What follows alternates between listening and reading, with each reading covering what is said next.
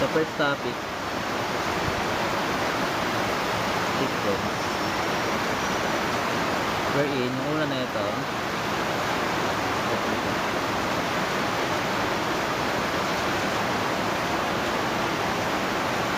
then sa arithmetic guys, meron tayong tinatawag na common difference. Yung nagsilbing pattern. Ano? Then yung formula,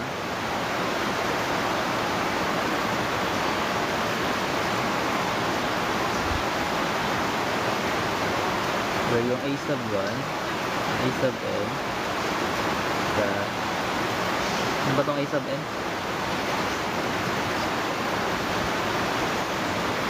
Is the first term,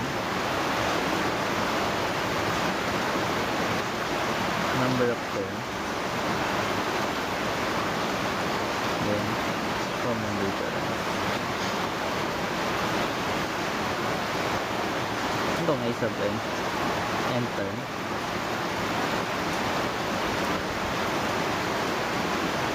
Ayun, last term pala.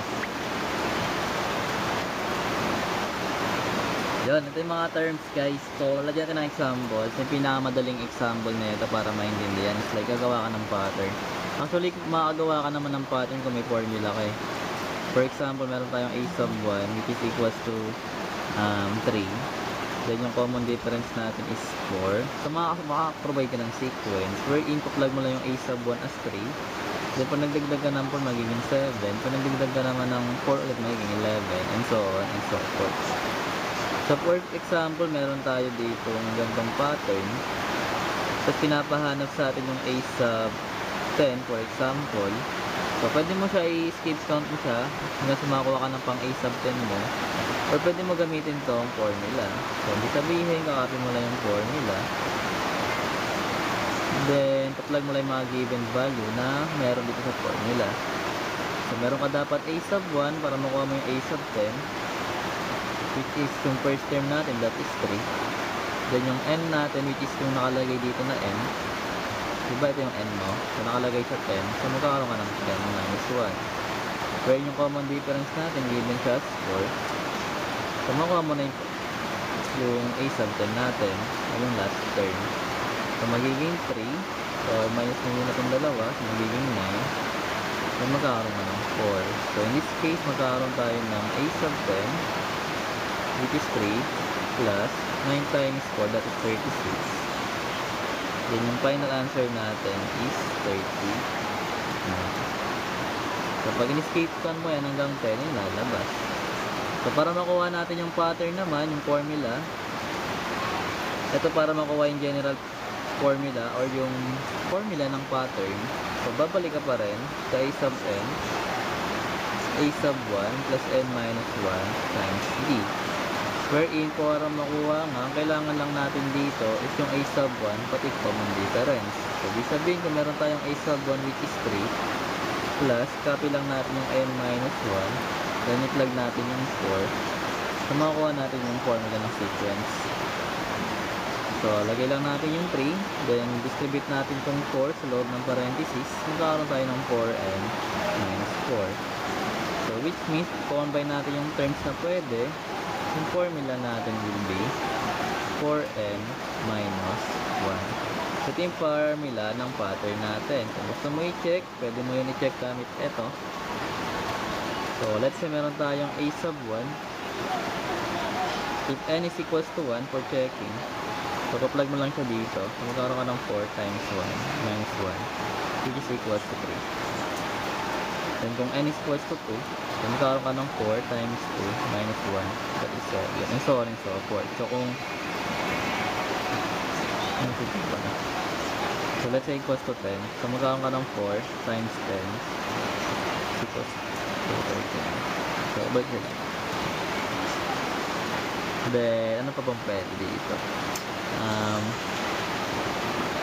Kung meron naman pinapahanap na middle or yung tawag doon? Ano ba tawag sa gitna? Arithmetic mean. Arithmetic mean. Hindi, mean. average.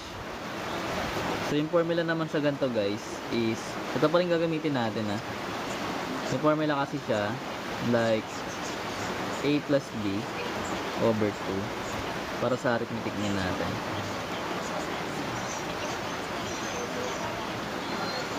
So ito yung formula mo, wherein kunyari meron tayong pattern na 3, then meron ka dyang space, then meron kang 11.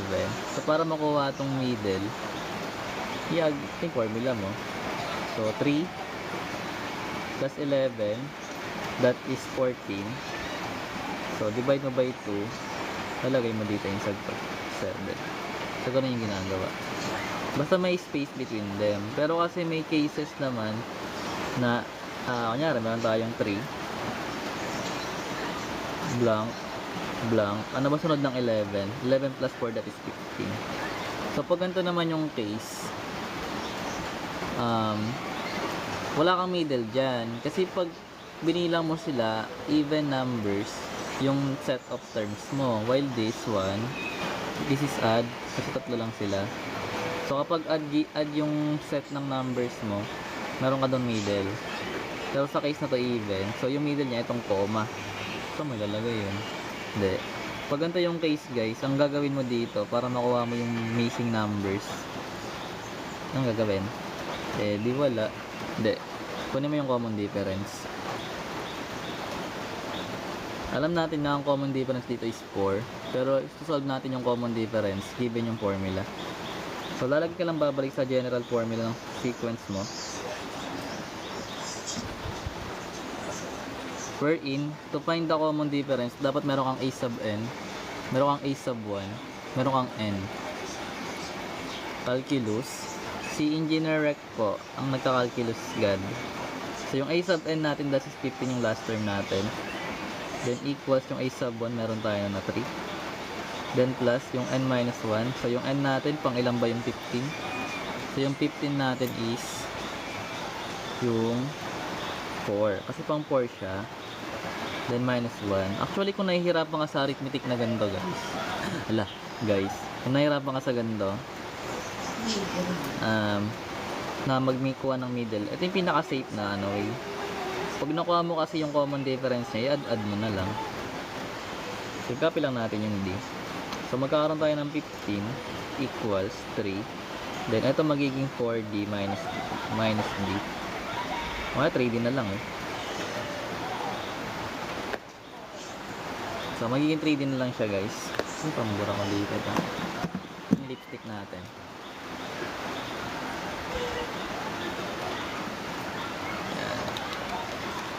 So meron tayong 3D kasi 4 minus 1, that is 3, then copy lang natin yung D. So ngayon lipat mo yung 3 sa kabilang side, magiging 15 minus 3 equals 3D. So magkakaroon ka dito ng 12 equals to 3D. Pero pag dinivide mo yan both sides, makakuha ka ng value ng D as 4. So which means kung nakuha mo na yung 4, i-add mo na lang siya sa first term. Pag in-add mo siya dito, makuha mo yung second term. So 4 plus 3, that is 7, then 11. So mag-generate mo ulit yung pattern. So kaya nga pinakamadali, kunin mo yung common difference, lalo kung maraming space between them. Wala yung ginagawa, ikot-ikot ka lang dito. So arithmetic po, lagi po bang may given na number? Pwede rin siya variables.